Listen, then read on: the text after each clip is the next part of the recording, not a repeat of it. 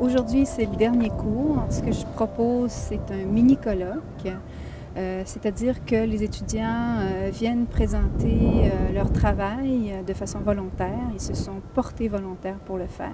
C'est formidable de voir que tout ce qu'on a investi, tout ce qu'on a organisé comme cours, comme plan de cours, c'est-à-dire les visites dans différents lieux, les visites dans la réserve, le travail sur les corpus, faire sortir les objets. Ils ont assimilé tout le contexte dans lequel les objets sur lesquels ils ont travaillé ont évolué. Ils ont assimilé aussi toute la dimension immatérielle qui est extrêmement importante pour comprendre les objets.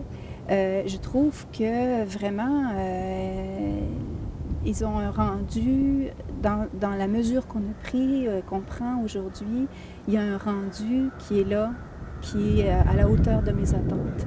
Ils ont su aller chercher la dimension, le sens et les valeurs que les donateurs donnaient aux objets et toute la dimension affective qui est extrêmement importante quand on parle de patrimoine matériel. D'avoir eu ce privilège de travailler avec des étudiants, de leur avoir donné accès aux collections, à des corpus, de leur avoir permis de manipuler des objets, de leur avoir donné aussi des pistes de recherche, combien sont revenus me voir pour me poser des questions sur la méthodologie, comment je vais faire pour documenter tout ça. Et je me suis rendu compte dans les présentations aujourd'hui que toutes les sources vers lesquelles je les avais orientés ont été consultés, ont été croisés.